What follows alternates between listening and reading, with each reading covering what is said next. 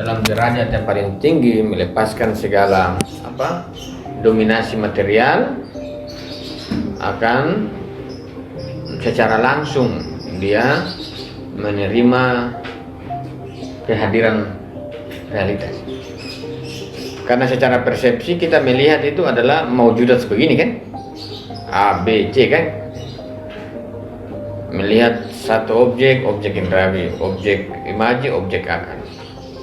Dalam ketingkatan persepsi itu dari realitas mungkinul wujud, itu tergambarkan sebuah persepsi yang paling tinggi, yaitu persepsi akal. Namun dalam kebertingkatan ini, kebertingkatan yang kita lihat secara persepsi itu dasar realitasnya adalah wujud saja, wujud A, wujud B kan. A, B kan berarti itu adalah kebertingkatan. Tapi realitas mungkin itu berkaitan dengan wujud yang sederhana.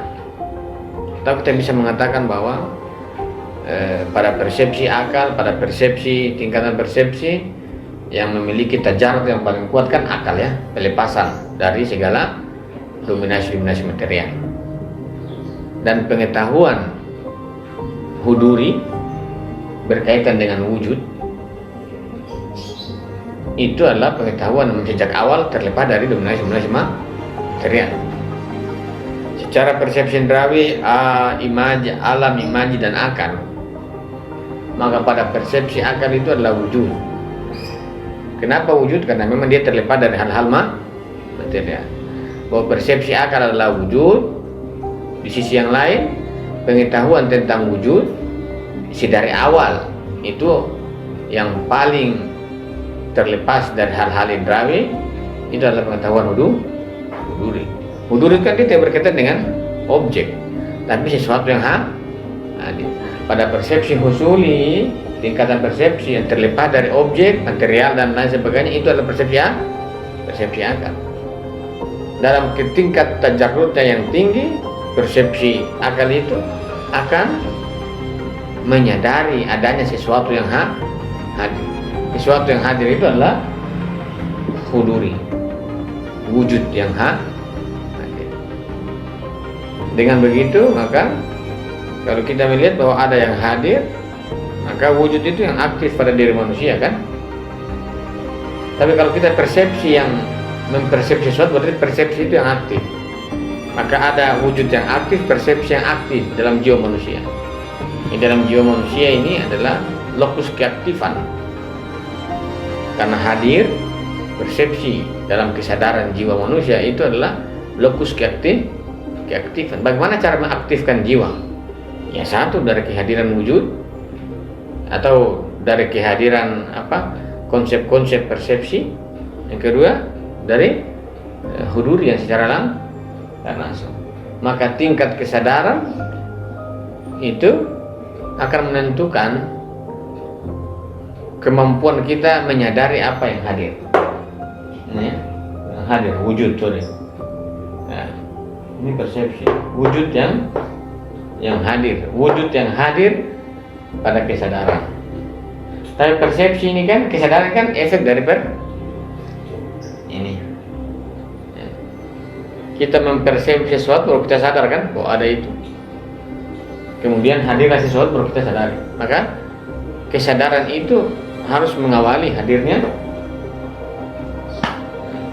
Tapi bisa juga dari persepsi wujud, bahwa wujud hadir baru kita sadar. Tapi kan kita kan mulai dari persepsi hal-hal yang material kan, husuli. Karena kita mau berangkat dari hal wujud yang di luar kan sangat sulit kita identifikasi.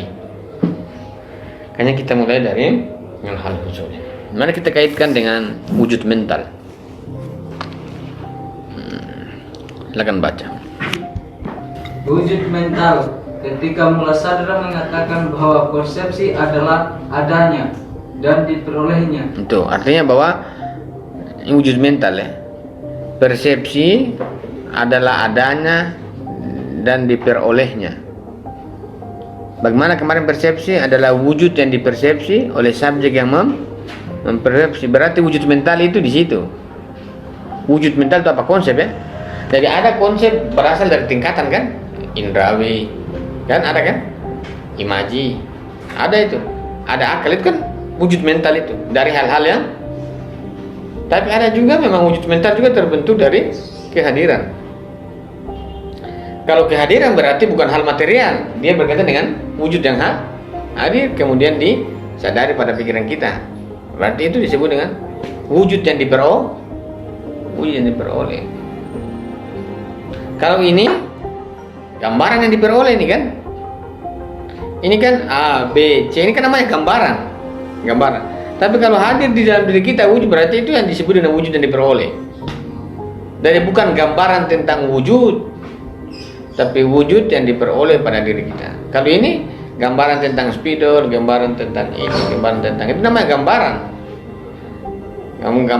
Gambaran. Tapi kalau wujud mental itu berkaitan dengan apa? Pasti berkaitan dengan sumber wujud saja. Bagaimana bisa kita mempersepsi ini? Bagaimana bisa kita mempersepsi spidol? Kemudian kita menemukan yang disebut dengan wujud, ya? Berkaitan dengan wujud. Tapi dalam kaitan dengan kesadaran ini, persepsi dengan kesadaran, ya, karena wujud mental itu berkaitan dengan adanya dan diperolehnya. Jadi ada itu diperoleh menjadi sebuah wujud mental. Disebut dengan apa? Wujud zik ini, wujud konsep, wujud gambar dan lain sebagainya. Kita lihat. Objek persepsi di dalam yang mempersepsi, maka dia tidak bermaksud untuk mengatakan bahwa objek tersebut mewujud secara internal, persis sama dengan wujud eksternalnya. Mula sadara menjelaskan bahwa ketika pikiran memahami sesuatu, maka ia berubah dari potensialitas menjadi aktualitas. Dan aktualitas pikiran adalah kehadiran bentuk-bentuk objek pahaman di dalam pikiran tersebut. Iya. Jadi sebagaimana telah kita bahas bahwa objek persepsi di dalam yang mempersepsi itu berarti berkaitan dengan wujud yang hadir. Wujud yang dipersepsi bagi subjek yang mempersepsi. Kalau ini kan objek yang saya persepsi terhadap subjek mempersepsi objek, kan? Dalam teorema kehadiran berkaitan dengan kehadiran kesadaran persepsi, maka wujud yang dipersepsi bagi yang berarti di dalam diri dia ini berkaitan dengan wujud kehadiran, ya. Karena artinya bahwa apa hubungan antara persepsi dan kehadiran? Tentu kesadaran. Dan kesadaran itu akan diapa? Ini persepsi. Kesadaran itu yang sebentar dikeluarkan ada sebenarnya wujud mental. Wujud mental ini hadir. Wujud ini wujud yang hadir dalam kesadaran manusia. Dalam kesadaran manusia, dalam jiwa manusia. Makanya dia mengatakan bahwa ketika pikiran memahami sesuatu, maka ia berubah dari potensi menjadi aktual. Jadi kalau kita memahami sesuatu, itu dari potensi menjadi aktual. Perhatikan dalam teori persepsi sejak awal, jiwa itu adalah potensialitas akal yang ketika dia teraktual menjadi akal. Potensi memahami menjadi memahami. Memahami apa? Memahami kuiditas dari sesuatu pada subjek yang memahami. Dengan begitu maka dijelaskan bahwa ketika pikiran memahami sesuatu, maka dia bergerak dari potensi menjadi aktualitas. Dan aktualitas pikiran adalah kehadiran bentuk-bentuk objek pahaman di dalam diri tersebut. yang dikatakan dengan wujud mental. Jadi ketika kita memahami sesuatu, maka dia berubah dari potensi menjadi aktual. Secara persepsi begitu. Kita memahami indrawi, masuk dalam jiwa kita. Maka dalam jiwa itu yang kita tampung, itu kan adalah sebuah potensialitas untuk menjadi akal. Ketika sampai pada akal, jiwa memahami menjadi aktual. Ketika dia memahami, mengetahui, objek-objek yang hadir itu disebut dengan wujud mental. Misalnya ini spidol, saya persepsi hadir, ya, hadir itu kan, hadir wujud mental. Maka sekiranya kalau kita katakan dalam kaitan dengan kehadiran, wujud kehadiran, karena secara tingkatan persepsi, secara persepsi berkaitan dengan hal-hal yang sifatnya husuli, hal-hal yang material, maka gambaran-gambaran itu hadir. Tapi gambaran-gambaran hadir pada ruang imajinasi itu kan harus ditransisi ke akal dengan sebuah kesadaran terhadap akal, kesadaran yang terhadap lebih tinggi untuk mentajarutkan. Maka dalam pemahaman akal itu adalah objek-objek yang hadir. Pada pengetahuan tentang huduri, kehadiran objek-objek itu, kehadiran wujud itu berkaitan dengan persepsi akal. Berkaitan dengan persepsi akal. Maka wujud mental itu pada apa? Pada objek yang hadir pada persepsi manusia. Kalau ini bagaimana? Ya ini juga kita katakan hadir, indrawi kan? Indrawi. Tapi kalau kita berkata dengan wujud mental, di mana objek-objek itu hadir dan kehadiran paling tinggi dalam kesadaran dengan persepsi akal, maka pada titik persepsi akal itulah terbentuklah yang dikatakan dengan wujud mental. Wujud mental itu apa? Objek-objek pahaman yang hadir. Kemarin kan begitu. Jadi kalau kita sederhana begini, alam, jiwa, akal. Ini juga kan bisa konsep mental. Ya, wujud jihni, konsep mental. Di sini kan konsep.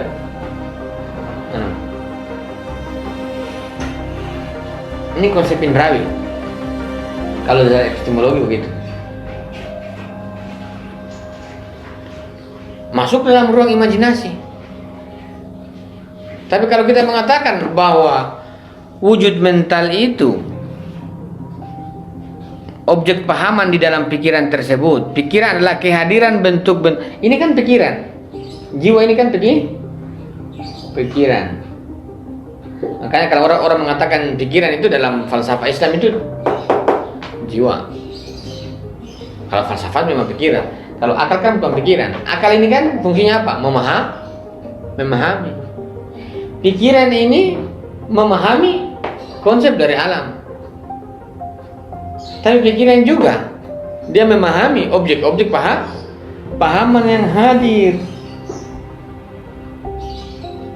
Objek pahaman. Objek pahaman yang hadir ke sini. Ya kan? Maka di sini akan terbentuk disebut dengan apa? Wujud mental. Kita melihat sesuatu kan kita pahami. Tapi wujud mental itu berkaitan dengan apa? Objek-objek pahaman yang hadir pada jiwa. Jadi terus baca, kita lihat terus. Kehadiran ini disebut wujud mental, wujud jihni. Suatu istilah yang juga bisa diartikan sebagai perolehan mental. Namun selama jiwa masih tetap menjadi jiwa dan belum menjadi akal di dalamnya aktualnya, maka manifestasi wujud dan persepsi jiwa tersebut masih lemah sehingga apapun yang dipahami dan dan eksis di dalam jiwa juga pasti masih lemah. Perhatikan bahwa selagi masih wujud kan belum ada yang aktual, berarti masih lemah karena dia masih bersifat imajinatif, kurang. Maka jiwa itu harus teraktual menjadi akal baru dia kuat. Pada pembahasan kemarin kita mengatakan bahwa persepsi indrawi, persepsi akal dalam tajarrudnya ketika terlepas maka ada wujud yang hadir pada kesadarannya. Dengan begitu dikatakan di sini, bahwa jiwa itu potensialitas yang ketikanya dia tidak aktual pada akal, maka dia menjadi lemah. Itu premis pertama.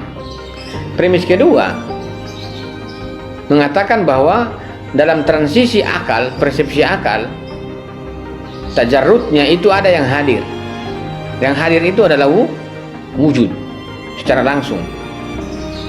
Dari dua premis ini, ketika kita gabungkan, maka wujud mental yang hadir pada pikiran manusia sebagai sebuah objek pahaman yang dikatakan wujud mental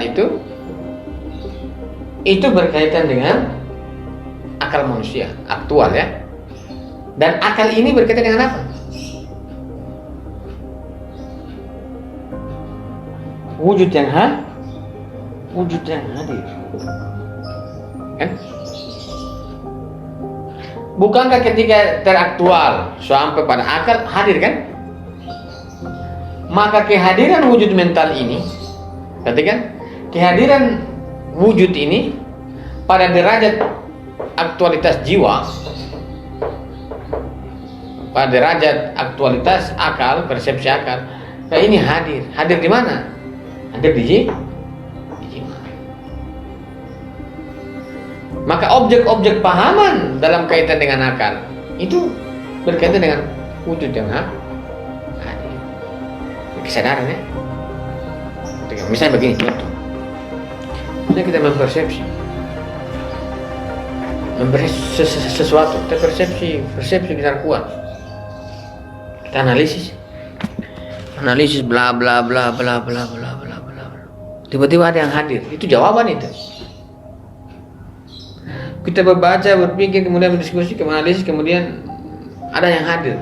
Oh, kehadiran itu jawaban dari apa yang kita analisis. Perhatikan, objek pahaman akal itu dalam kaitan dalam pengantar epistemologi dulu daras, huduri yang kita katakan akal itu dia berkaitan dengan disposisi. Disposisi itu kan huduri kan? Disposisi itu adalah huduri. Dari muncullah analisis bla bla bla dari fenomena kemudian kita tangkap itu kan, kita tangkap dalam pikiran kita, tapi itu respon dari hadir baru kita tangkap wujud mental itu. Maka wujud mental itu berkaitan dengan sesuatu yang hadir. Kita lihat dua orang kemudian hadir itu adalah huduri, kemudian disadari, kemudian jadi wujud mental. Nanti wujud mental itu nanti dipredikasi bahwa ini ada, ini apa, ini kan itu predikasi. Jadi kalau kita mau kasih pelan-pelan strukturnya biar teman-teman berpikir juga itu lebih sabar. Kita contoh, bukan contoh struktur kan. Ini alam ini alamnya, ini jiwanya, perhatikan. Ini kata persepsi ya, persepsi. Ini kan kita persepsi tak? Kita katakan apa? Indrawi. Ini pikiran.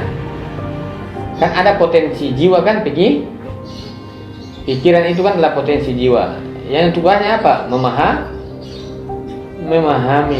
apa? Memahami akal. Dia memahami akal. Memahami akal. Pertama. Jadi ini satu, kemudian ini dua. Sorry, kalau dalam epistemologi begini, ada dua. Ini kan disebut dengan apa? Tajarrud, ya, gitu ya. Tajarrud. Ketika tajarrud kan akal ya, pelepasan. dalam ketika melepaskan hal-hal yang imaji, akal, indrawi, maka jiwa manusia itu akan memasuki apa? Sebutnya wujud hadir. Ini pada derajat akal ya. Terlepasan artinya mentajarut hal-hal ilmiah, kemudian ini hadir pada kesadaran manusia, hadir pada jiwa manusia yang disadar. Maka persepsi akal itu persepsi dalam tingkatan apa? Kalau kita katakan begini, di sinilah tajarut itu, inilah basis kesadaran. Ketika jiwa memahami dari ini, kemudian dia mentajarut, menyadari untuk melepaskan kan? Dia melepaskan itu dengan sampai pada persepsi akal, sampai pada persepsi akal itu kita mengatakan ini pasti ada sesuatu, misalnya bahwa alam ini dia punya kausalitas, dia punya disposisi, itu akal sudah sampai kan? Bahwa kamu dengan dia ini punya hubungan, akal sudah sampai. Tapi hubungannya itu ditangkap oleh akal sebagai sebuah basis persepsi akalnya, itu menjadi wujud mental masuk pada diri manusia. Wujud mental itu kan berkaitan dengan apa? Dengan keapaan. Misalnya kita bertiga begini, secara akal kita mengatakan bahwa kita tiga ini dalam teori kita berrelasi, tapi apa relasinya? Itu kan orang bingung kan? Relasinya. Tapi akal mengatakan pasti ada hubungannya. Hubungan itu kemudian hadir. Proses akal sampai pada titik itu kemudian ada yang hadir. Itu ya yang dimaksud hadir. Misalnya teman, teman itu hadir. Maka teman itu hadir pasca apa? Pasca analisis, bukan sesudah analisis. Bukan sebelum analisis. Ini karena dia berkaitan dengan kesadaran, persepsi. Maka hadir. Teman ini yang kemudian apa? Menjadi wujud mental. Teman ini ya wujud mental. Kita ini semua bersahabat, kita ini kan. Pasti kita ini punya punya titik temu. Apa titik temunya? Tinggal ruang kita itu kan yang paling riskan kan?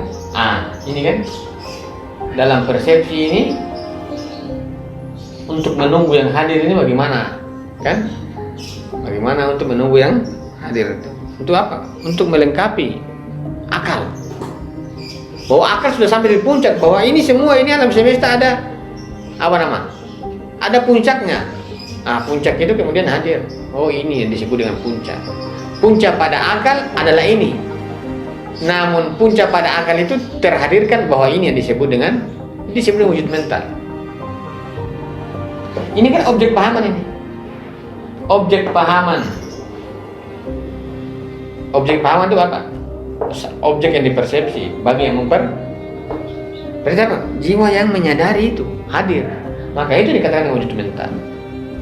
Wujud ini berkaitan dengan kesadaran, berkaitan dengan hudur. Tapi kalau berkaitan dengan hudur, kita cukup pakai saja ini konsep indrawi itu wujud mental. Lepas dari ini ya. Tapi wujud mental di sini itu berkaitan dengan hal-hal yang alamiah.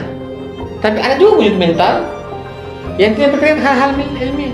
Kalau kita berkaitan dengan wujud-wujud hal-hal ilmiah berarti konsep indrawi atau imaji. Sedangkan pada konsep akal itu konsep yang tidak berkaitan dengan hal-hal yang ilmiah. Walaupun dia menghubungkan hal-hal yang maka hubungan hal-hal yang ilmiah itu muncul dari mana? Pada persepsi akal. Itu kemunculannya dari mana? Pada jiwa manusia. Bukankah dalam falsafah tuna yang menghubungkannya adalah hal-hal yang non material? Kalau non material tidak mungkin berasal dari, pasti membuka ruang tentang hudur yang hadir. Tapi hudur yang hadir itu sampai pada titik kulminasi akal. Baru jawabanlah tentang ini yang dimaksud. Ketika yang hadir itu ditangkap oleh akal dengan kesadarannya, jadilah wujud mental.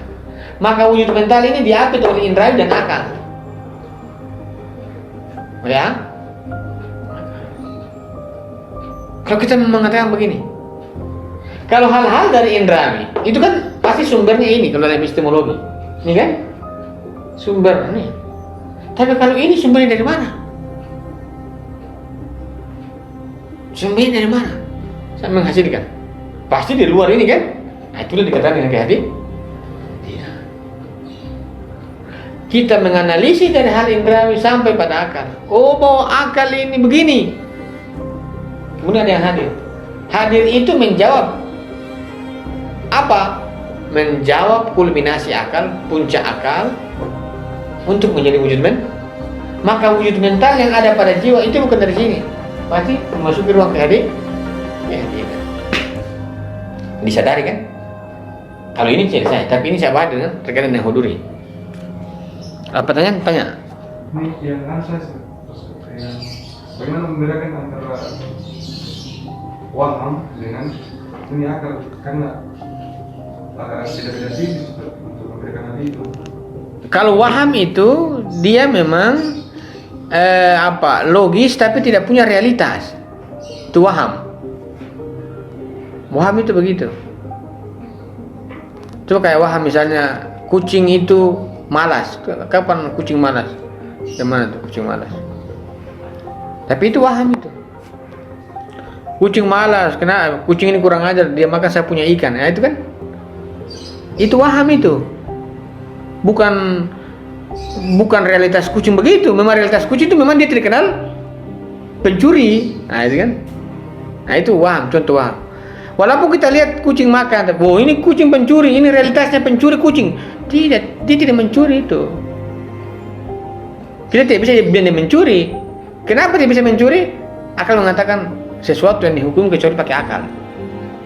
Apa nama? Kesadaran itu runtuh. Basisnya begitu. Atau misalnya bagaimana? Contoh lain misalnya begini. Ketika ada orang putus cinta, kemudian dia tumbang, kemudian dia mengatakan mungkin ini adalah cobaan. Itu waham itu. Ya, putus cinta, dia cari menghibur diri. Ya terima kasih, mungkin dengan cara ini saya lebih mendekat dengan Tuhan. Itu waham. Kita akan bertanya, namanya kalau kamu mendekati Tuhan itu harus ada musibah. Nah kan kesadaran tuh. Itu waham itu. Mungkin dengan cara ini Tuhan menegur saya. Kita bisa maklumi.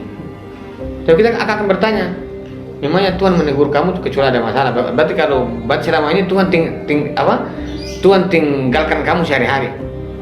Nanti ada masalah baru, ternyata Tuhan menegur saya. Bahkan memang Tuhan cara menegur itu pakai masalah. Bagaimana ya orang yang dalam kehidupannya itu masalahnya tidak serumit ini. Nah, itu waham. Banyak itu orang-orang putus cinta itu mewahamkan situasi itu. Tapi itu kan dia sudah tidak terkait dengan hal-hal yang itu. Putus cinta, mungkin dengan cara ini Tuhan menarik saya pada dirinya. Betul juga kamu punya kata-kata itu waham. Nah, kita akan bertanya secara akal. Lantas bagaimana itu ada orang pelacur sampai dia mati itu? Tuhan tidak menarik dia pada kedekatan dengan Tuhan. Nah itu kan sudah runtuh itu. Dalam pemaknaan bisa diterima, tapi itu makna waham, bukan makna akal. Maka itu harus dikeluarkan kan? Dikeluarkan dengan apa? Dengan sebuah dalil-dalil, ukuran-ukuran rasional. Diukur itu kerasionalannya. Kalau sudah diukur, ini nanti hadir jawabannya. Nah, jawabannya hadir. Kan puncak itu baru masuk kehadiran kan? Hadir. Itu yang kemudian jadi wujud mental. Saya bilang contoh lagi. Iya, misalnya kita jalan-jalan tendang batu, tak marah batu kenapa kau di sini? Siapa yang tahu? Nah, itu kan waham itu. Memangnya batu jalan sendiri? Tidak. Nah, itu waham. Artinya dia bisa mengatakan bahwa batu ini kepala apa? Kepala angin kurang ajar. Artinya dia bisa mempredikasi batu kurang ajar terlepas dari batunya kan? Kapan batu kan? Kemudian akan mengatakan, sejak kapan batu kurang ajar? Apakah batu itu punya kesadaran? Tidak. Kalau tidak, maka kurang ajar diletakkan di batu disebut dengan waham. Kan misalnya bukan kan tadi putus cinta, mungkin dengan cara ini saya lebih dekat dengan Tuhan. Mungkin dengan musibah ini saya lebih dekat dengan Tuhan. Maknanya itu logis. Kita kan mengatakan, apakah mendekati dengan Tuhan itu hanya dengan musibah? Kalau kamu dalam keadaan bahagia, kamu tidak dekat dengan Tuhan, apakah Tuhan itu milik orang-orang dapat musibah? Itu bagaimana? Tidak, tapi ini kan cara. Itu namanya mewahamkan sesuatu. Dia meletakkan di Tuhan itu dengan cara wah. Tentu Tuhan juga dia terima waham-waham begitu ya. Tapi itu bukan akal, itu namanya kesadaran waham, mendekati Tuhan dengan waham. Seberapa lama ini? Kecuali ini orang ini dikasih musibah terus. Musibah terus. Kalau kamu musibah kan nanti dapat dengan Tuhan terus. Kalau orang-orang begini dikasih musibah terus. Musibah. Setiap ada musibah ya kan bukannya kamu supaya dekat dengan Tuhan. Orang pasti menolak itu. Kenapa setiap hari dapat musibah begini? Bukannya perkataan bahwa kalau dengan Tuhan itu kamu dekat dengan Tuhan, kasih musibahnya terus. Jangan ada ruang, kasih musibah terus, siksa dia terus. Jangan begitu loh. Jadi apa? Musibah itu yang membuat dia dekat, bukan dengan kesadaran. Itu waham. Itu waham. Banyak itu ulama-ulama ustaz-ustaz yang di televisi mewahamkan sesuatu tuh. Bahasa-bahasa waham, apa lagi? Hijrah itu banyak wahamnya itu. Dalam tingkatan waham diukur itu banyak sekali wahamnya. Ada lagi tuh, saya lupa nih, banyak sekali wahamnya. Misalnya dia mengatakan begini. Ada tuh, saya lupa. Teman-teman tinggal lihat hijab. Waktu dikasih konteks pada waham. Perkataan wahamnya. Al-Quran dimaknai dengan waham itu banyak. Al-Quran dimaknai dengan waham, dan waham itu kata-katanya indah. Dan itu logis, semi-semi logis, semi-semi substantif, semi-semi universal tapi partikular. Yang tidak punya realitas. Tidak punya realitas tapi dia terapkan di realitas. Waham. Misalnya orang tua pukul ya. Ditanya, kenapa kamu pukul? Dengan cara ini dia sadar. Dia memahamkan itu mana itu. Apakah tidak dengan cara lain? Ada faktanya juga orang dipukul juga tidak ini. Dia sadar-sadar amat. Sampai mati juga tidak sadar. Itu mau waham. Waham itu memang dia lepas dari halal. Dari waham. Artinya begitu. Jadi kita mempersepsi sesuatu sampai pada titiknya akal. Akal itu kan mengetahui bahwa ada memang sesuatu. Nomena kan? Bahwa ada memang sesuatu ini. Pada pikiran kita ini ada, di realitas ini ada. Sesuatu dikatakan dengan substansi. Substansi itu hadir. Kita mengatakan, oh ini substansinya. Jadi wujud men. Ini pahami? Kan ditanya, tenang saja. Jiwa di sini yang menangkap diri. Oh iya, ada. Jadi bagaimana caranya dia sampai pada pernah sampai akal di situ. Akal secara indera kan pasti masukin dalam ruang-ruang analisis dan lain sebagainya kan. Kan tajarud. Tapi pasti analisis ini. Ruang ini pasti analisis.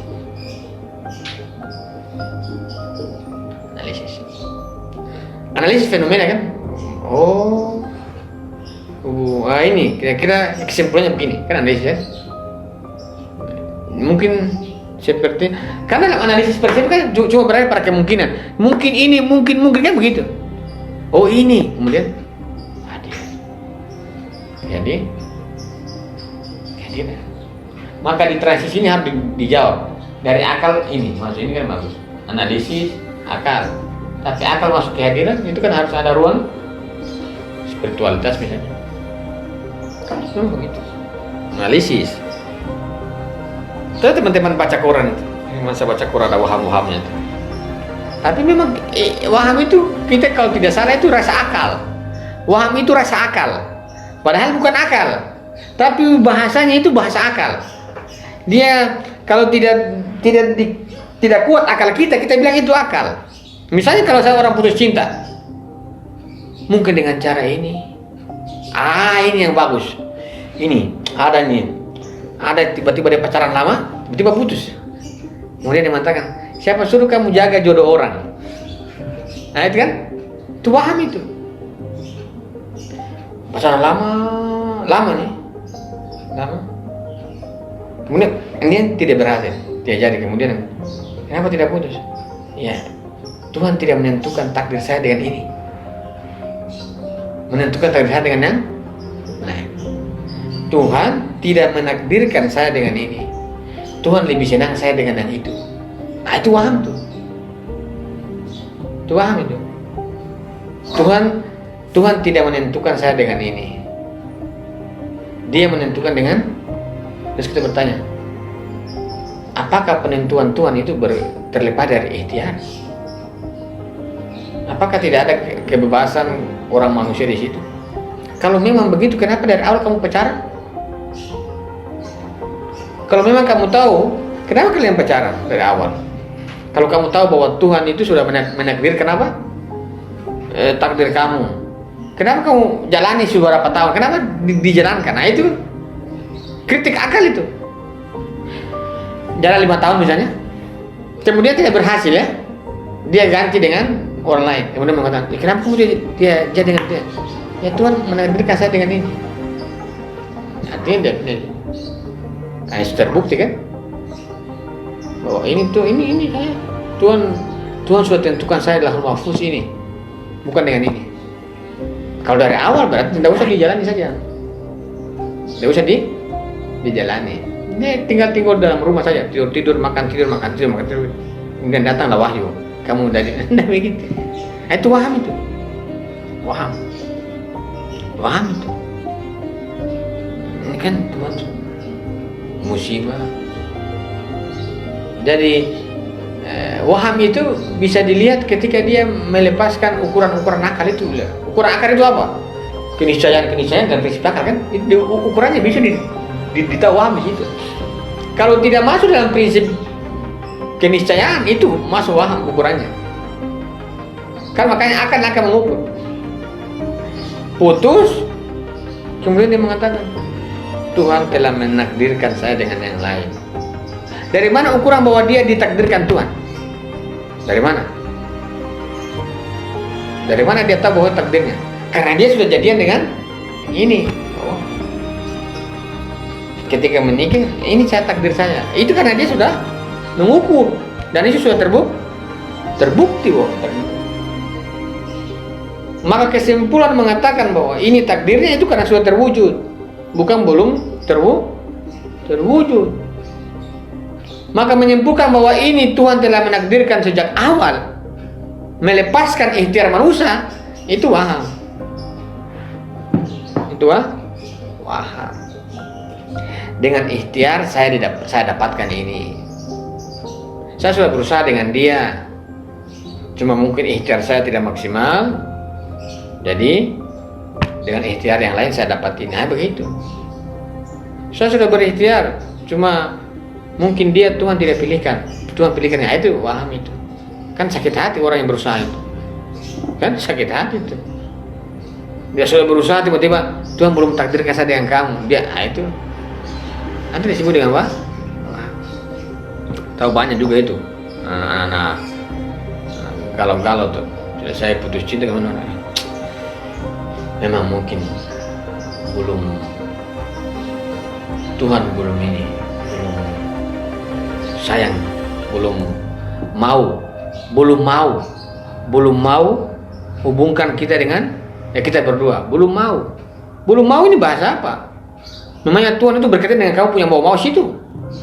Nah, dikritik itu. Tuhan belum mau kita menyatu. Namanya Tuhan terkaitan dengan kamu punya mau. Tidak, Tuhan itu kapan saja. Kan jangan-jangan kalian dua tidak mau, makanya Tuhan juga tidak mau. Kan Tuhan itu dia akan ikuti apa apa saja yang orang bilang, bukan terkait dengan apa yang dia bilang. Kalau kau bilang dia iya, ambil saja. Mau bilang dia kasih, mau kotor dia kasih, mau burung dia kasih, mau baik dia kasih semua. Maka kita mengatakan, mungkin Tuhan, sepertinya Tuhan tidak mau kita bersatu. Dari mana dia tahu Tuhan tidak mau satukan dia itu? Bukannya Tuhan itu tidak mengintervensi urusan orang. Tuhan itu hanya memberikan hasil dari sekelumit ikhtiar manusia. Itu perkataan-perkataan waham itu. Kalau kalian tidak hati-hati, tidak bisa paham. Dan banyak itu waham-waham. Di luar itu banyak waham. Makanya harus ada.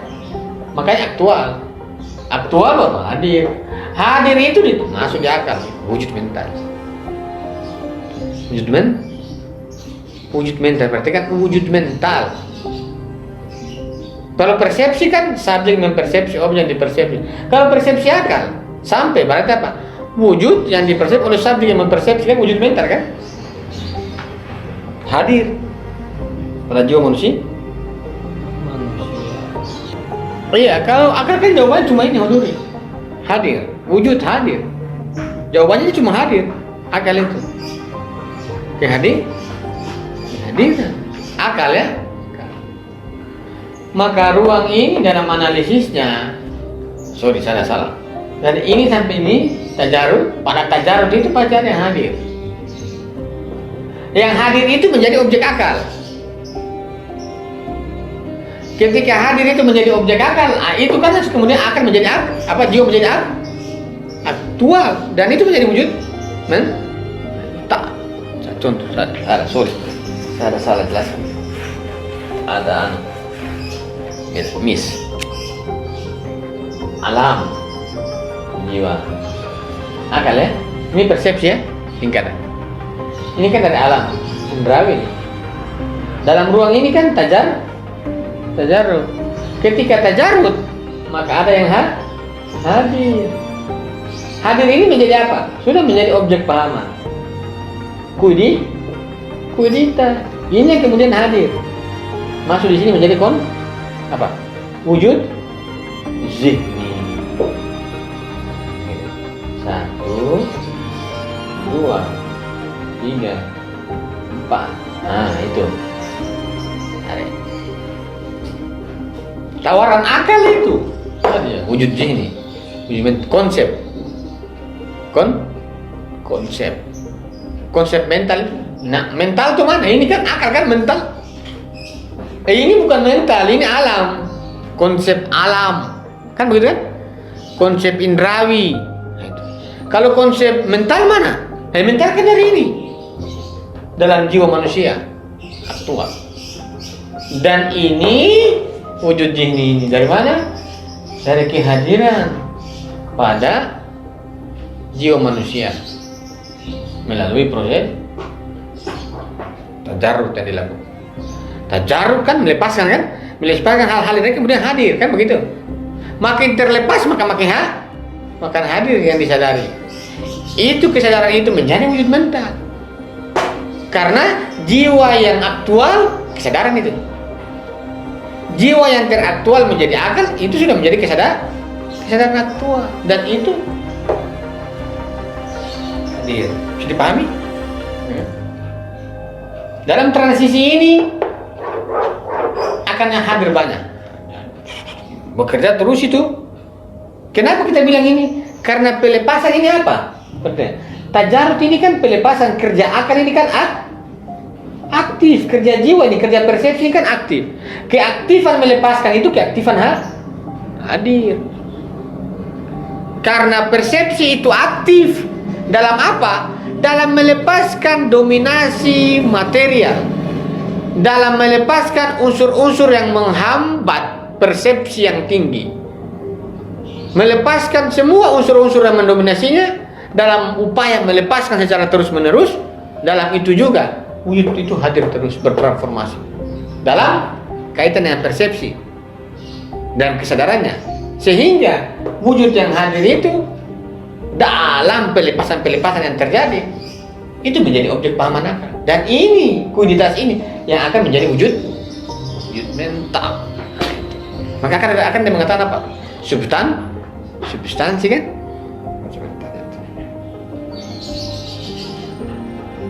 Kalau ini konsep apa? Ini konsep indrawi kan? Ini kan konsep indrawi. Konsep mental kan ini. Maka harus ada apa? Di sini itu tajarud, pelepasan, analisis dan lain sebagainya. Disebut dengan apa? Proses spiritualitas. Membaca fenomena analisis, namanya spiritualitas. Spiritualitas apa? Melepaskan hal-hal material. Maka pemikirannya itu, akal itu berkaitan dengan spiritualitas. Melepaskan hal-hal itu hadir. Bagaimana bisa? Misalnya kalau orang bilang sedekah gitu. Contoh praktis. Dalam teorema Ustadz Mansur mengatakan kasih satu, beri satu, kemudian datang. Iya, sedekah itu kasih satu dapat dua kan? Ini kita punya, dapat ya. Contoh dalam praktis ini saya contohkan. Ini artinya bahwa ini saya punya, indrawi kan? Indrawi kemudian saya dapat ini, saya pegang. Kemudian saya lepaskan. Tajarud ya, lepaskan. Nah, lepaskan itu. Ada yang hadir misalnya, ini hadir. Tapi saya lepaskan dulu yang mana? Saya lepaskan ini dulu. Baru piring. Ini piring ini jadi objek apa? Objek akal. Ini akal aktual yang ini. Ini kemudian menjadi wujud jihni yang ini, bukan ini. Lepas baru dapat. Kalau belum lepas dia tidak masuk. Bukankah Al-Quran mengatakan hanya satu cinta di dalam satu hati. Ini itu masuk dalam satu cinta. Tapi harus apa? Jiwa manusia kosong, lepas dulu semua, lepas baru dia masuk menjadi wujud jihni. Maka apa? Akal manusia itu tawarannya adalah huduri. Dalam teori daras husuli itu berseringan dengan huduri berseringan dengan husuli. Tapi dalam ini husuli, huduri. Kalau kita mau huduri yang sederhana itu. Tapi ini berkaitan dengan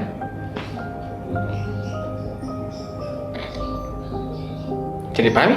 Ada ini lebih mudah. Yang ini hadir lalu dengan apa? Analisis itu apa maksudnya? Upaya penguraian kan? Mengurai kan artinya dia mau melepaskan sesuatu. Mengurai, menganalisis semua, dia mau cari dalam analisisnya itu. Makin dia terlepas semua unsurnya ini masuk. Ini menjadi apa? Akal kan yang ini. Akal ini. Ini kan sumber akal yang hadir pada jiwa manusia. Kenapa kita bilang yang hadir adalah akal? Karena akal itu tidak berkaitan dengan ini, kan? Yang berkaitan dengan ini kan ini saja indra kan? Indra. Maka akal, objek akalnya pasti bukan dari sini. Dari mana? Dari hadir. Yang hadir itu kuditas, objek pahaman akal. Yang ini hadir pada jiwa manusia. Dan dikatakan apa? Wujud ini. Maka dalam jiwa manusia itu hadir dari akal. Tarungan itu. Tarungan. Betul? Nah, ada kala kita tidak mampu waham. Ada kala saya juga sering kali waham. Saya begini waham. Waham sering kali mengganggu dari alam bawah sadar itu banyak yang tiba-tiba muncul. Nah kita tiba-tiba dulu begini. Tiba-tiba kita takut. Nah, itu ada waham tuh. Pengaruh waham. Tidak ada objek. Terlalu waham tuh. Dia ada nanti kita bahas ilusi-ilusinya. Tapi wahamnya itu bagus. Bukan bagus, berbahaya kalau ditahan di situ. Nah kita bisa misalnya ada bahaya waham misalnya begini.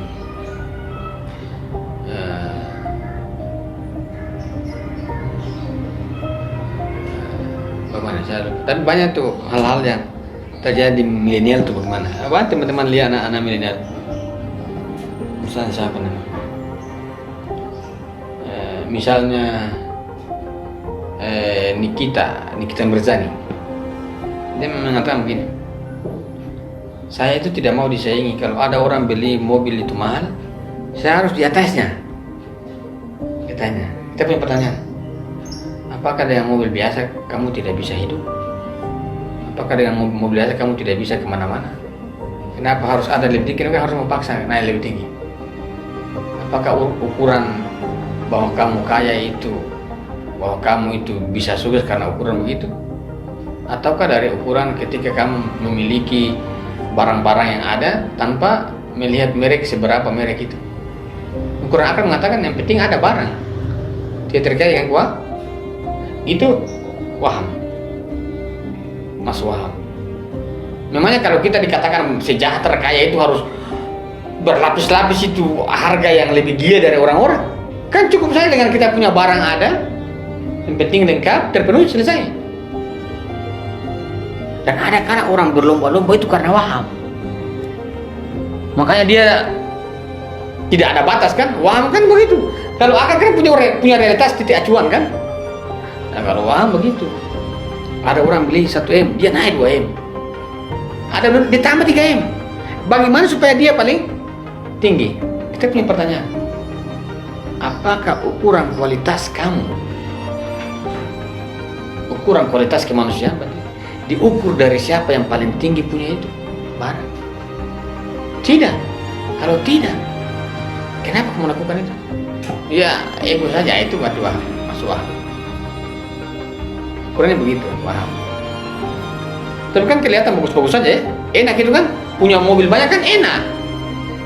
Kata Ayatullah Mutahari sebagaimana Ustadz kutip, hidup dalam hayalan itu kan enak, walaupun buruk. Hidup dalam akal derita walaupun benar. Nah, itu kan. Punya mobil yang harga mahal, siapa bilang enak kan? Enak. Tapi itu waham. Karena kamu tanya di orang di realitas, orang mengatakan hidup itu biasa, tidak usah pakai yang banyak. Nah, itu berarti dia punya cuma realitas. Dia letakkan pada realitas dengan bahasa itu. Waham itu idealis, ya. Waham itu idealis. Jadi orang-orang idealis itu bukan orang-orang yang akal. Orang-orang yang hampir waham itu idealis. Jadi pemahaman waham itu titiknya di idealis. Bukan di akal itu kan realitas kan. Kalau akal itu kan akal perbuatan, realitas kan cerminannya. Kalau ada pikiran manusia yang tidak punya realitas, itu apa? Nah, waham dong. Wahmiyah. Tinggal dia letakkan kan. Hidup ini harus lebih tinggi aja udah. Dan kapitalisme itu bagus. Dia merespon itu waham orang. Dia buat waham lagi ya. Kapitalisme itu bukan hanya merespon waham, dia buat waham. Salah satu kemampuan kapitalisme ada adaptasi dengan segala hasrat manusia yang belum terjadi. Bahkan dia mendesain kebutuhan orang, dia yang buat. Ini harus begitu. Ini kita ngerjain dalam hal ini tentu baik dia punya duit. Apabila kita iri tidak iri. Nah, analisis epistemologi. Analisis itu waham. Baca aja. Misalnya hari ini, bukan hari ini, beberapa minggu terakhir ya, atau COVID Corona misalnya, kita seringkali dimainkan kan, bahwa mati ini begini, virus ini begini. Tapi berdasarkan ahli itu dia bilang, yang penting kuat imun tubuh, kuat imun tubuh. Lantas ketakutan ini dari mana? Waham kan? Dibuat ketakutan waham. Dan waham itu begini pola mainnya, buat takut gitu. Kalau akal enggak wujud mental. Lanjut kita lihat.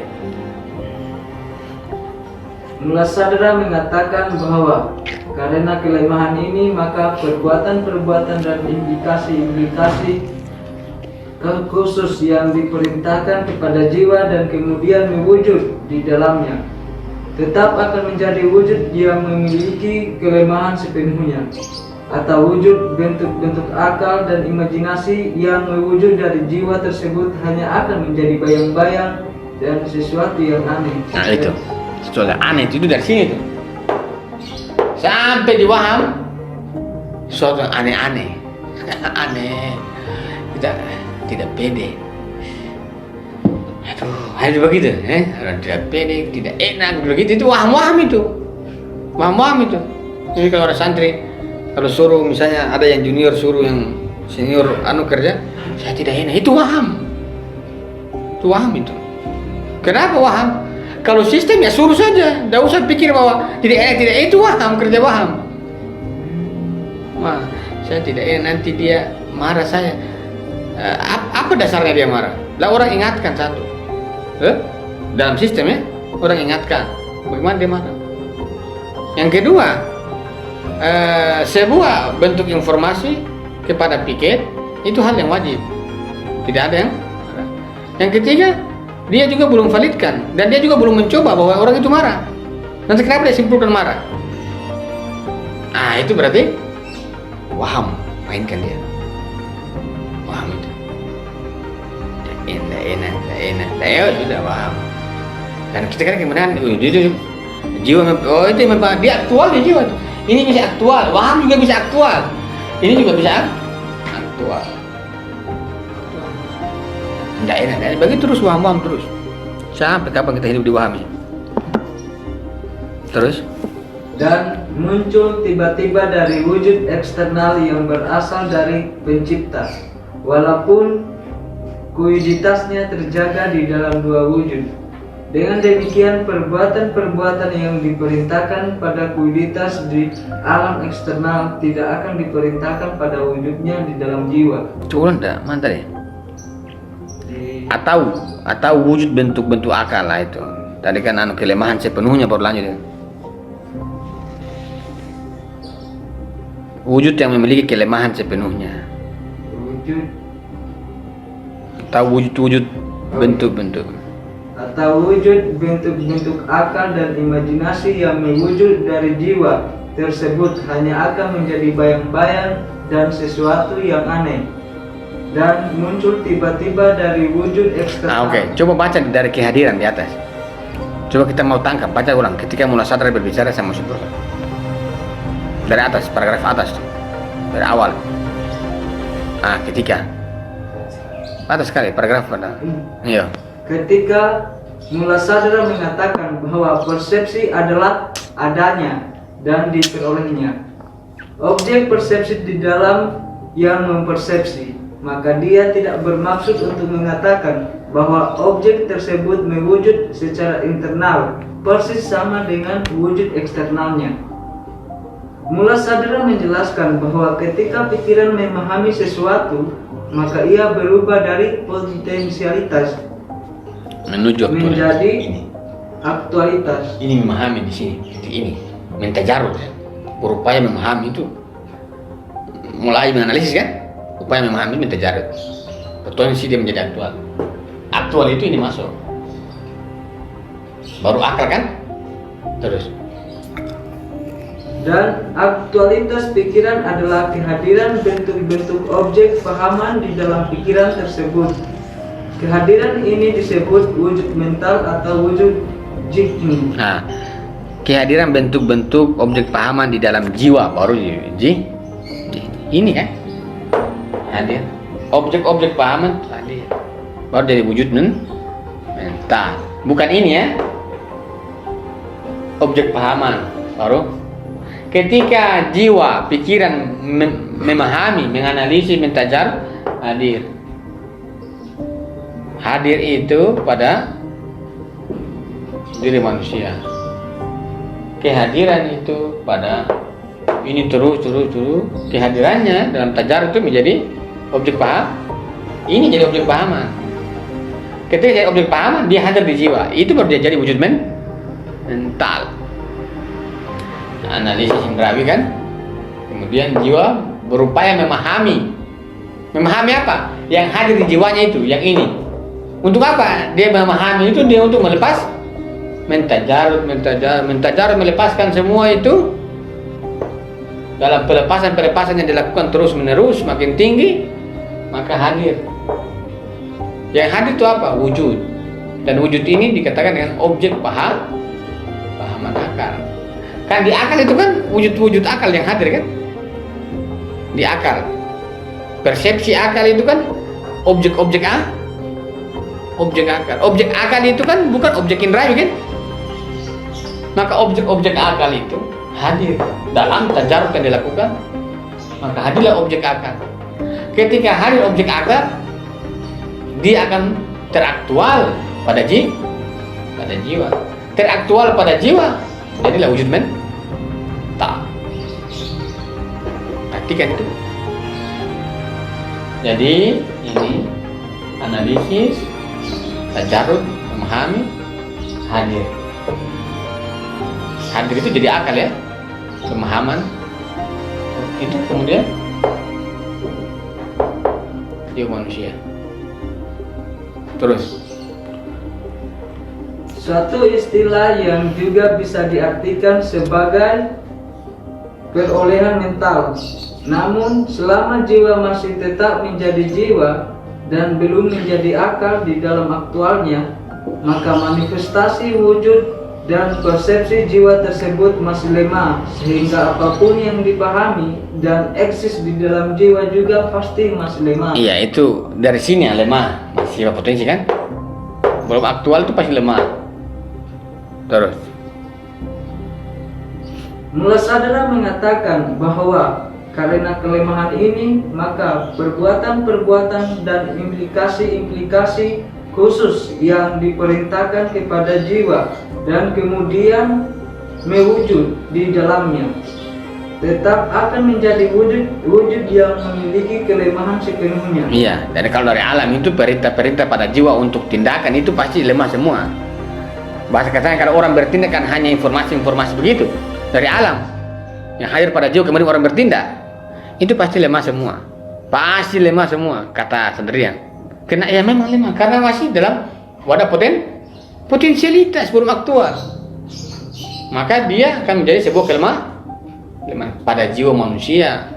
Ketika unsur-unsur dari luar itu mendorong, mengintervensi jiwa untuk bertindak, itu semua lemah pada jiwa. Jiwa tidak kuat. Satu hari bertindak, besok mulai mundur sampai selamanya. Namanya tidak kuat, lemah, mewujud pada dia menjadi lemah. Ya, ini dari sini ya. Karena kemarin kan ada lemah, ada kurang, cukup, sempurna ya. Ini kan sempurna. Ini kurang, masuk di jiwa, cuma cukup, lemah itu. Lemah, kualitas lemah. Diperintahkanlah pada jiwa untuk bertindak. Oh, itu pasti hasilnya semua adalah lemah. Terus atau wujud bentuk-bentuk akal dan imajinal yang mewujud dari jiwa tersebut hanya akan menjadi bayang-bayang dan sesuatu yang aneh, dan muncul tiba-tiba dari wujud eksternal yang berasal dari pencipta, walaupun kuiditasnya terjaga di dalam dua wujud. Dengan demikian, perbuatan-perbuatan yang diperintahkan pada kuiditas di alam eksternal tidak akan diperintahkan pada wujudnya di dalam jiwa. iya, artinya bahwa kelemahan-kelemahan pada jiwa itu, saya baca, wujud bentuk-bentuk akal dan imajinal yang mewujud dari jiwa, ya berarti yang mewujud dari jiwa tersebut hanya akan menjadi bayang-bayang. Itu kalau yang mewujud dari jiwa itu ini waham, titik waham, itu waham. Wujud bentuk-bentuk akal dan imajinal. Apa bentuk-bentuk akal itu? Bentuk-bentuk akal itu semi waham. Wujud bentuk-bentuk akal dan imaji yang mewujud dari jiwa. Dari jiwa ya. Artinya bahwa jiwa itu yang apa? Yang menjadi sumber untuk masuk pada ruang-ruang imajinal ataukah wujud-wujud. Artinya bahwa kalau kita mengatakan bahwa akal ini, bentuk-bentuk wujud akal itu berasal dari jiwa, itu pasti lemah. Karena akan sampai pada titik waham saja. Kita lihat. Dia mengatakan bahwa wujud bentuk-bentuk akal dan imajinal yang mewujud ya, yang mewujud dari jiwa tersebut hanya akan menjadi bayang-bayang dan sesuatu yang aneh dan muncul tiba-tiba dari wujud eksternal, dari wujud eksternal itu. Jadi artinya bahwa wujud eksternal itu dia masuk di jiwa, kemudian jiwa itu yang kemudian melanjutkan. Maka itu ada sebuah keanehan. Muncul tiba-tiba dari wujud eksternal yang berasal dari Sang Pencipta. Walaupun kuiditasnya terjaga di dalam dua wujud, dengan demikian perbuatan-perbuatan yang diperintahkan pada kuiditas dalam eksternal tidak akan diperintahkan pada wujudnya di dalam jiwa. Coba kita lihat di bawah lanjutannya supaya kita bisa mengerti pembahasan itu. Wujud sesuatu yang kepadanya perbuatan-perbuatan tidak diperintahkan, namun pada saat yang sama ia tetap muncul dari jiwa di dalam modalitas perwujudan ini disebut wujud mental dan bayang-bayang. Sementara itu, wujud yang diberikan perintah disebut wujud eksternal dan terpisah. Iya. Terus boleh Pak Hari. Singkatnya, segala sesuatu yang dipahami oleh persepsi indera mewujud dengan wujud yang sebenarnya di dalam pikiran. Dalam jiwa itu ya. Pikiran itu bahasa lain jiwa. Jiwa itu kan bahasa lebih. Filsafat Islam kalau bahasa pikiran itu jiwa. Kan pikiran kan potensi jiwa kan? Pikiran itu potensi jiwa. Terus. Tetapi wujud mentalnya merupakan suatu bayang-bayang dari wujud eksternnya. Nah, jadi dari alam itu masuk di jiwa kan? Itu juga ada wujud mental, tapi itu disebut dengan apa? Bayang-bayang eksternal. Itu yang seringkali buat kita lemah, takut itu dari situ. Dari luar ya. Maka itu ya yang hadir di luar itu wujud mental, tapi dari bayang-bayang luar itu melemahkan jiwa. Belum terlalu kuat untuk bertindak. Lanjut. Namun karena jiwa secara gradual mengaktualkan potensinya untuk mengetahui alam yang lebih tinggi, maka objek-objek yang dipahaminya pun akan mengalami proses peningkatan di dalam intensitasnya. Artinya berarti masuk wujud mental dari alam. Maka jiwa dengan gradualnya dia mau meningkat kan? Dia naik terus dalam berarti kan tajarrud pelepasannya itu. Terus. Pada tingkatan persepsi akal yang sebenarnya, akal yang mempersepsi akan mempunyai wujud dan kesadaran yang sama dengan bentuk-bentuk yang dipersepsinya. Nah itu. Jadi kalau yang di sini terhadap ini, apa yang kita persepsi dan apa yang kita tangkap itu kan beda, kan?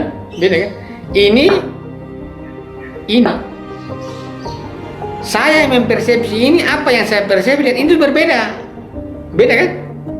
Ini berefek, ini tidak berefek, berbeda itu. Tapi kalau jiwa sampai pada tingkatan akal dan teraktual itu, maka jiwa maka akal itu mempersepsi dirinya sendiri.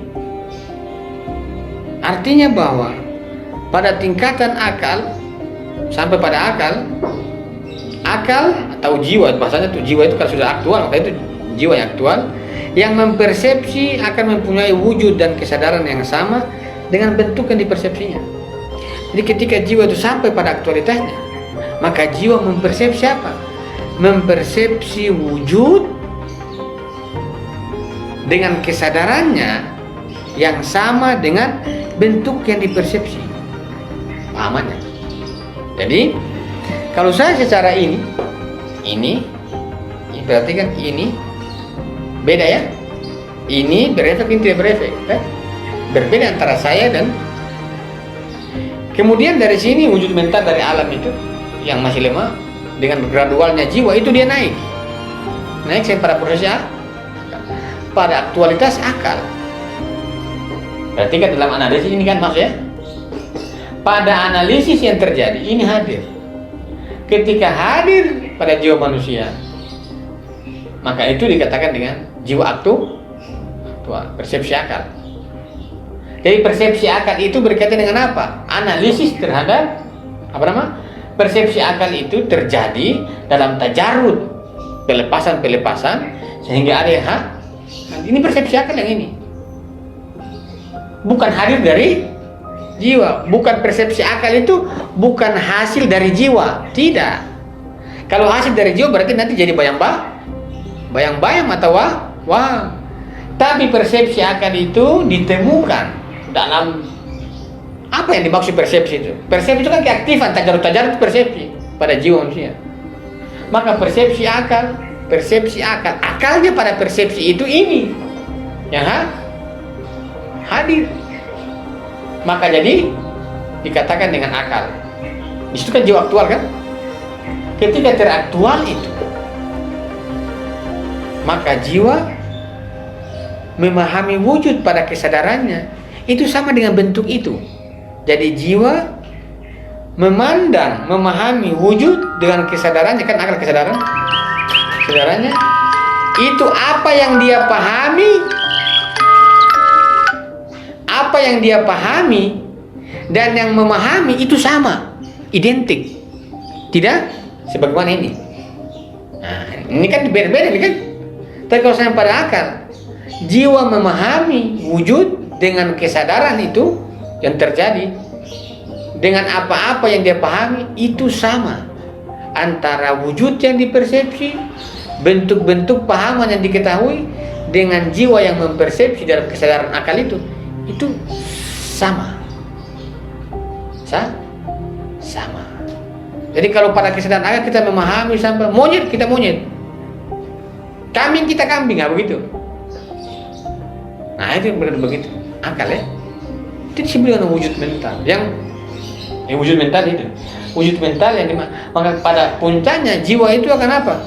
Jiwa itu dia yang menyaksikan dirinya sendiri. Kalau ini kan tidak, ini berbeda kan? Beda nih maksudnya dia. Tapi kalau ini jiwa yang menyaksikan dirinya sendiri. Yang dia saksikan adalah dirinya, yang menyaksikan juga dirinya. Nah itu. Maka itu dikatakan dengan apa? Pemahaman. Jadi pemahaman itu orang-orang yang berpengetahuan, orang-orang yang apa? Yang sadar diri dan tahu kadar diri. Nah itu kan. Kalau ada orang berpengetahuan sombong-sombong itu orang-orang yang tidak sampai pada kualitas akal. Mungkin ini waham-waham, permandi waham-waham. Orang sampai pada kualitas akal, dia tahu saya punya kapasitas sampai sini. Nah itu begitu kadar diri. Karena dia apa? Karena dia mempersepsi langsung. Dan yang dia persepsi itu dia, dan yang mempersepsi juga dia. Nah itu. Maka hati-hati berucap sebelum sampai pada tingkatan persepsi akal. Nanti kita ucap apa yang kita bilang, lain kita cerita. Nah, kan? Maka dalam kehidupan yang kita bilang lain, yang kita pahami lain. Apalagi yang kita lakukan juga tambah berbeda-beda. Nah itu berarti apa? Itu waham ke bawah itu. Kalau akal yang saya ucapkan itu jiwa saya yang telah meningkat, yang saya tindak lanjuti juga itu juga. Maka dalam realitas apa? Yang dia temui apa? Yang dia temui adalah dirinya yang sesuai dengan persepsi. Bisa dipahami? Kita wujud. Jadi indra berarti kan saya baik supaya kalian lebih pelan-pelan biar kalian paham. Dalam prakteknya kan teman-teman tinggal latih saja ya. Begini belajar. Ini pertama jiwanya, konsep ini juga bisa dikatakan dengan wujud mental. Tapi ini yang lemah ya. Ini adalah lemah, wujud lemah ya, wujud mental yang lemah, bahaya. Tapi ini gradual kan? Gradual katanya. Jiwa kan potensi, jadi dia mau yang dia mau menuju akal. Dalam proses akal itu ada disebut dengan tajarrud, pelepasan. Artinya dia mau memahami. Tajarrud, pelepasan terus menerus. Kemudian ada yang hadir,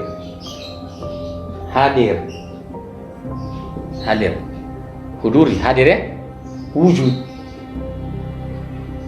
Kan tidak ada kaitannya dengan hal-hal yang ini kan? Ini juga sama. Tajarrud kan? Maka hadirlah ini. Kalau hadir itu akal itu.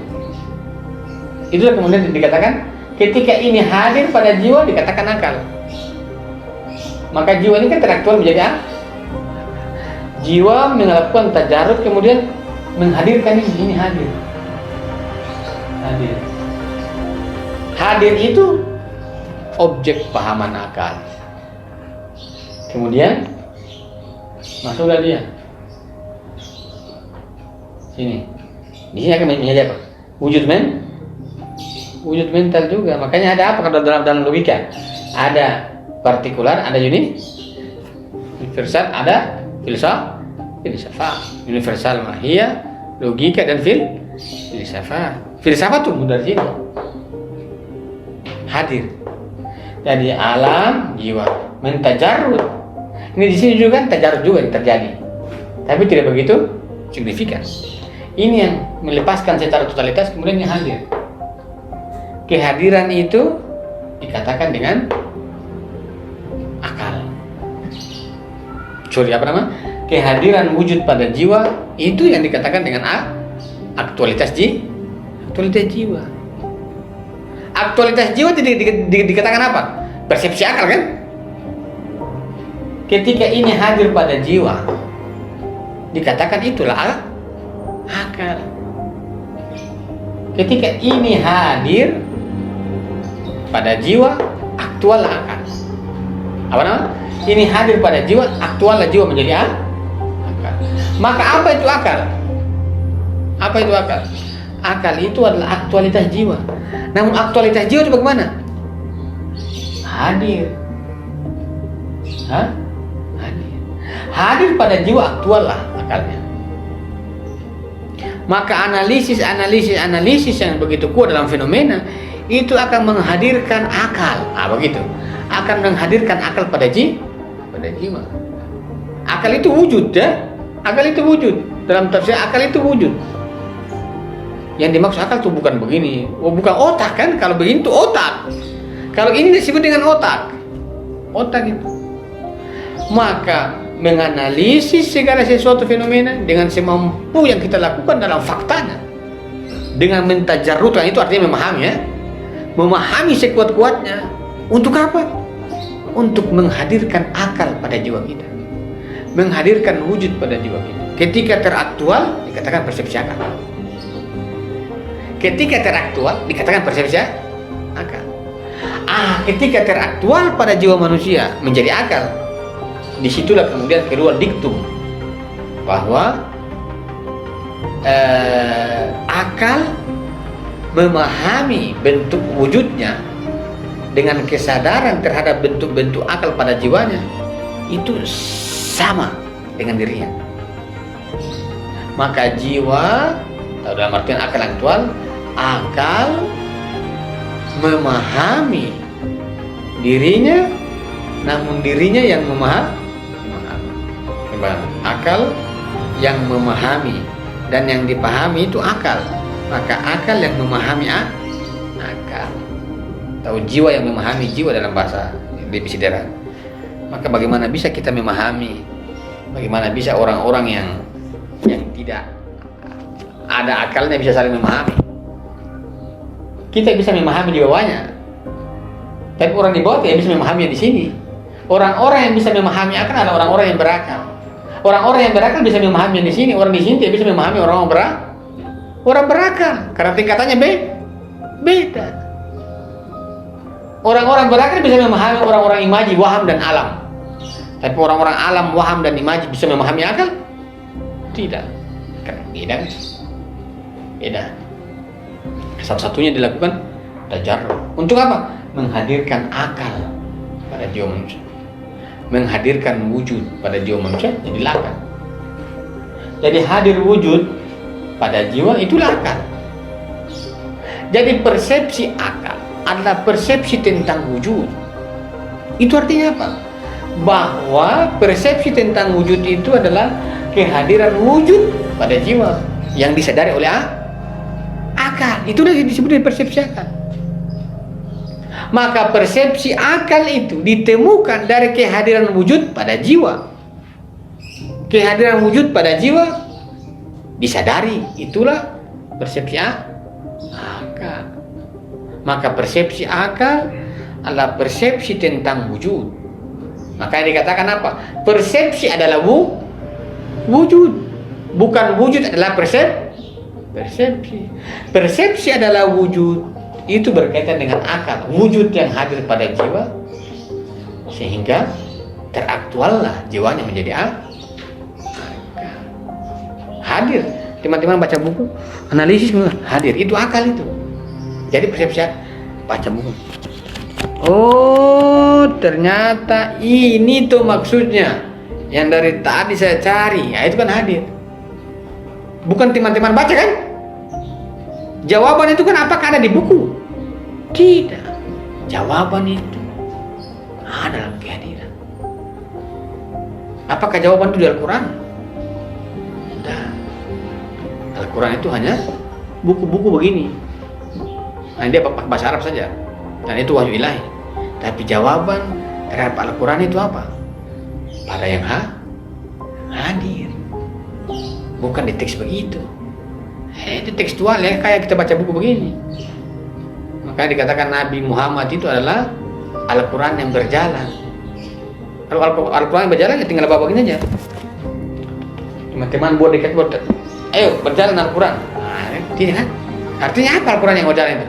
Al-Quran yang hadir pada jiwa kita. Di mana-mana aja Al-Quran hadir begitu. Apa yang dia bicara itu Al-Quran hadir kan di dalam jiwanya. Ketika meninggal Nabi, maka ini disebut dengan Al-Quran lahir, Nabi disebut Al-Quran Al-Quran batin itu bagaimana?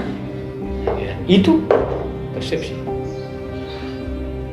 Maka pasti akan pertemuan dengan akal Nabi dalam jiwa manusia.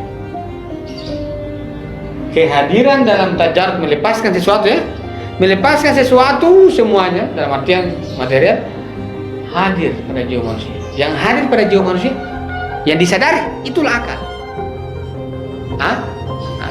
Jadi kehadiran pada jiwa manusia yang disadari itu akal, persepsi akal itu. Jadi persepsi akal itu adalah persepsi yang sudah aktual pada jiwa, belum aktual.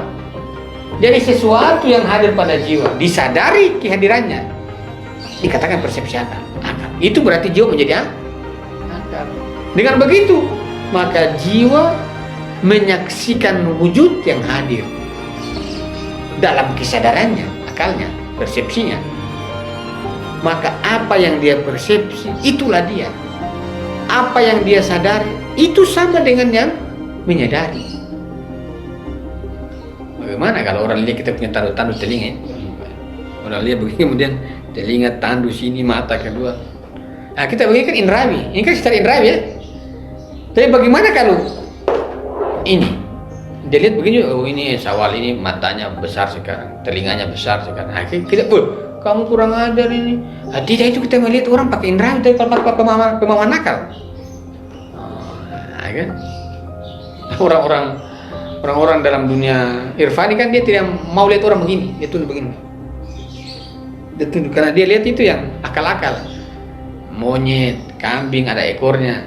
Cuma kalau dia bilang Syawal ada ekor tuh, kamu kurang aja menghina saya. Nah, itu orang-orang indrawi. Tapi kalau Astagfirullah. Ini iblis semua ya.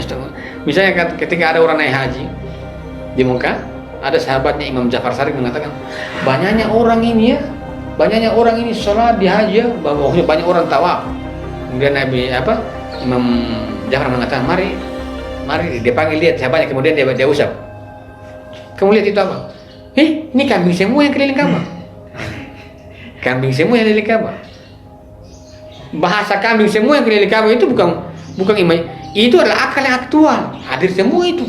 Hadir pada jiwa manusia, wujud yang mengalir pada jiwa itu aktual semua akal.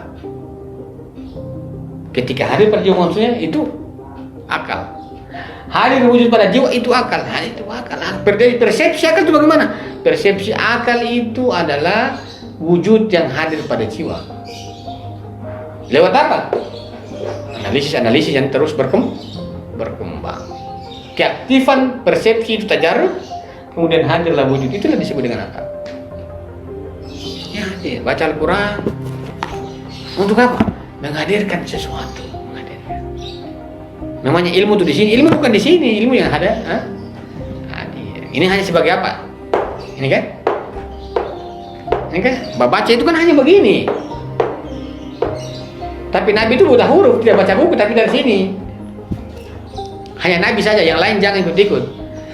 Kita baca buku ya, cukup Nabi saja. Yang lain kita tidak baca buku. Baca buku bahkan baca alam ya.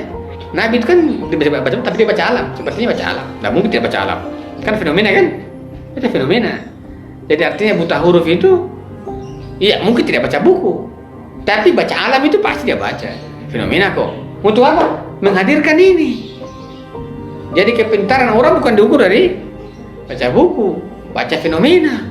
Fenomena. Tapi karena kita yang harus baca buku, karena aturan referensi. Dalam sekarang dunia modern itu aturan referensi. Kan orang referensi juga kan mereka membaca alam, bacanya kan baca alam juga. Cuma karena kita kalau mau ulangi, kita tidak punya kapasitas dalam artian punya ilmu sendiri kan tidak bisa. Ini kan orang semua mengkerangka. Artinya kita ikut kerangka orang dalam artian membaca bagaimana cara membaca fenomena kan. Itu begitu. Kecuali ada orang yang lahir tiba-tiba saya punya ilmu sendiri ya. Terserah, tidak usah baca buku. Tapi kalau tidak ada itu ya kita baca buku sebagai apa? Metode membaca alam itu siapa? Kehadiran. Ini sebenarnya persepsi akal. Persepsi akal itu adalah apa yang hadir pada jiwa. Maka apa yang hadir pada jiwa itu juga sudah antara jiwa yang menyadari yang hadir itulah maka wujud yang dipersepsi oleh yang mempersepsi itu sama tuh. Sama. Ketika ada orang kasih Imam Ali itu duit, Imam Ali mengatakan ini api neraka yang saya lihat. Kalau kita ini terima kasih, padahal itu api neraka yang masuk. Apakah kalau saya kasih duit 200.000 saya kasih begini, apakah Sawal tahu bahwa itu uang haram? Tahu tidak? Tidak lah. Tidak ada bilang itu haram bos, tidak ada. Duit 100.000 tidak ada bilang maaf ada kode haram, tidak ada begitu. Tiba-tiba misalnya kita ambil duit orang kemudian duit itu berubah haram, kan tidak. Nah, persepsi dia hadir. Itu harus apa? Mentajarut terus menerus. Untuk apa ini hadir? Kalau hadir persepsi akal dicapai oleh jiwa manusia. Kalau dalam bahasa agama ini kan tajarud, ikhtiar. Fa iza azamta ada tawakal. Saya berusaha tawakal, berdoa. Biarkan dia hadir begitu kan. Fa iza azamta ikhtiar kan. Fa tawakkal Allah. Tawakal untuk apa? Hadir masuk. Ada intinya. Itu nanti pembahasan selanjutnya. Menghadirkan ini akal yang kita itu kan akal. Yang ini mah tinggal lihat-lihat saja. Ini yang paling sulit kan? Akal. Hadir ya. Akal itu yang apa yang hadir? Disadari. Itulah akal. Tapi ingat jangan lupa ini. Tiba-tiba teman-teman cuma lihat buku baru hadirlah. Tidak bisa begitu. Kalau Ibnu Arabi bilang gitu kan salah. Yang menulis ini nih, dia baca buku sampai buku baca dia. Dia hadir kan? Dia baca buku sampai dia lupa bahwa dia baca buku yang baca dia. Dia buku yang menjelaskan ini artinya kan hadir itu. Itu semua apa yang hadir itu? Akal semua itu. Karena orang lain tidak lihat, cuma dia yang lihat. Itu artinya akal hadir pada itu jadi akal semua itu akal. Ini realitas semuanya. Bukan waham itu. Bukan waham. Tajarud ini kan pakai prinsip-prinsip dan niscaya ya. Itu mentajarud itu mengukur. Itu kira-kira begitu. Pertanyaan? Kira-kira begitu ya. Sekian semua kawan.